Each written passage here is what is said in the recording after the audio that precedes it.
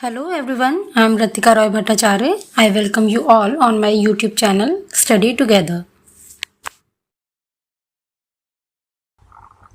In the last video, we discussed about general features of microorganisms and our first category, algae. Today in this video, we will discuss about bacteria, the general features and types of bacteria. The study of bacteria is known as bacteriology. As the name indicates, bacteria means bacteria, logy means study. So the study of bacteria is known as bacteriology. The singular term is bacterium and the plural term is bacteria. Now the features. Bacteria are unicellular in structure. Unicellular means they have just only a single cell, which is capable of performing various functions, whether it be nutrition, respiration, reproduction, excretion. All of the activities are performed by the single-celled organism. Then the next point is they are of different shapes and sizes. They have different shapes. That the shapes we will also be discussing in this same video. Bacteria are motile in nature. Motile means they can move in any direction because they have flagellum and different arrangement of flagellum is there.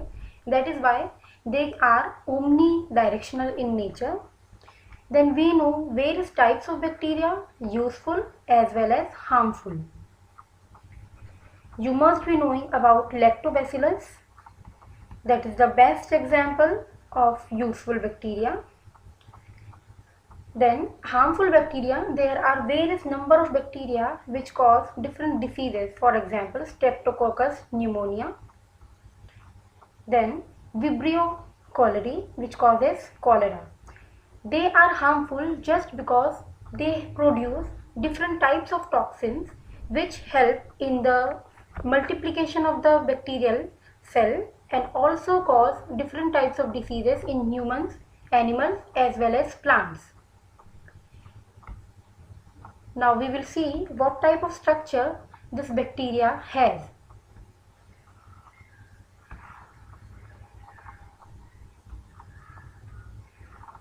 The cytoplasm is there. This cytoplasm is the jelly-like substance which is present inside the cell. It helps in proper maintenance of shapes and size of the cell. The next part is flagellum. Singular term is flagellum and plural is flagella. Flagella help in movement of the bacterial cell. These are the hair-like structures which are present on the outer covering of the cell. Then the next point is pili. Pili is also known as fimbriae. Fimbriae or pili are useful to the bacteria for the attachment of this bacterial cell on any surface. For example, this is the surface. So the bacteria can easily stick to this surface with the help of pili. The pili are also helpful to the bacteria in the process of conjugation, which is a type of reproduction in bacteria. Then the next point is chromosome. Chromosome is present inside the cell at the center mostly, and this should be noted that there is no any layer which is surrounding this chromosome. Chromosome helps in the transfer of genetic material from one cell to another cell. Then this chromosome also has DNA, a type of DNA that is plasmid DNA. Plasmid DNA is present. This plasmid DNA helps in the transfer of a particular gene which code for a good character from one bacterial cell to another cell. For example, this bacteria has long flagellum, whereas this bacterium has short flagellum. if we want to transfer this long flagellum characteristic from one cell, this cell, to this one, we will have to first of all find the particular allele or the particular gene which codes for long flagellum. We put this gene inside the plasmid DNA here, and we transfer this plasmid DNA into the cell of this bacteria. When this DNA replicates inside this bacteria, it starts producing long hair-like structure, that is flagellum. Now we will move on to the next point, that is mesosome. Mesosome has various functions. It helps in respiration. It also helps in increasing the surface area of cell wall. Then ribosomes are there. Ribosomes help in formation of protein synthesis, or we can also say that ribosomes are the site of protein synthesis. Then there are three different layers in the cell of bacteria. We will see all the three cells here, all the three layers, sorry. The first layer, the second layer, and the third layer. This is known as plasma membrane or cell membrane. This is selectively permeable in nature. Selectively permeable means it selects only the useful component to enter into the cell and allows the exit of extra waste material from the cell. The second one is cell wall, which helps in protection of this cell, of the bacterial cell. The third layer is capsule. It has two functions. The first one is protection. The second one is production of toxins. These toxins produce different diseases in our body or in the body of other animals and plants. So this is all about the structure of the bacterial cell.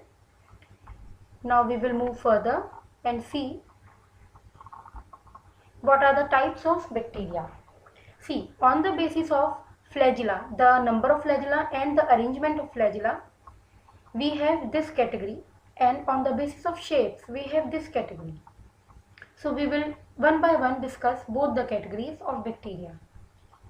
At first, we will see about the types of flagella or the types of bacteria on the basis of flagella.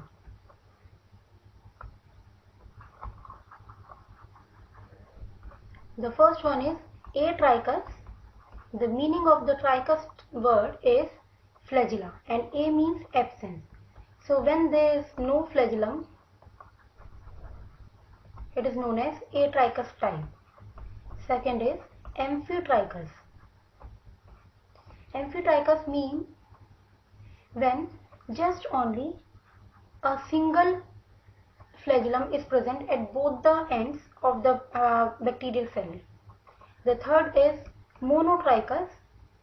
Mono means only a single, mono means one, and here monotrichous means only a single flagellum is present at any of the surface of this flagellum body.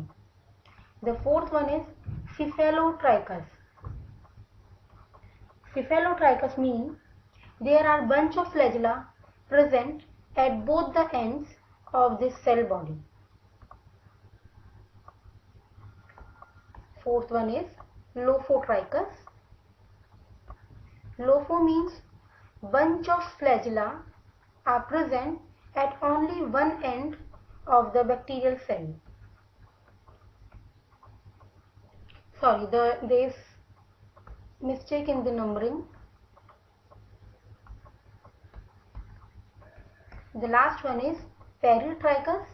Peritrichous, when there is flagellum on all the surface at any point of bacterial body.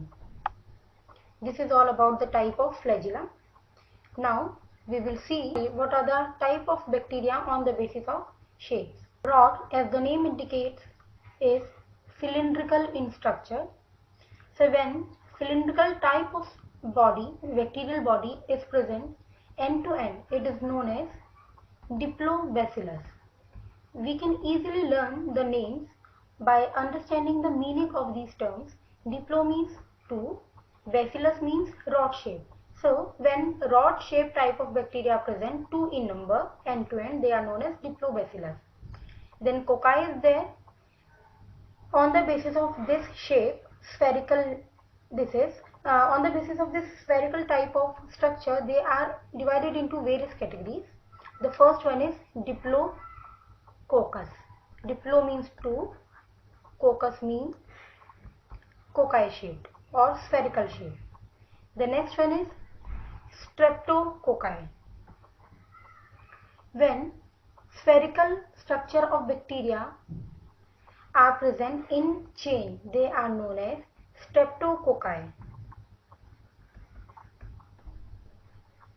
Now I am making the diagrams here.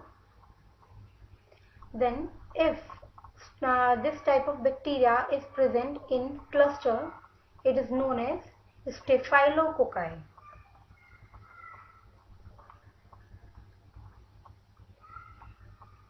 Then the third type is spiral. When the bacteria are present in spiral shape, they are known as spiral type. The best example is Spirillum. Then the last category is comma shaped. Comma means they are, when we view them under the microscope, we find comma type of structure.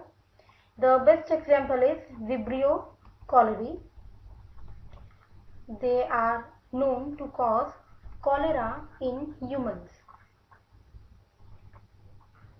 So this is all about the structure and shape of the bacteria. In the next video, we will be discussing about virus, the structure of virus and the types of virus. Thanks for watching the video. Do subscribe to my channel for the latest updates.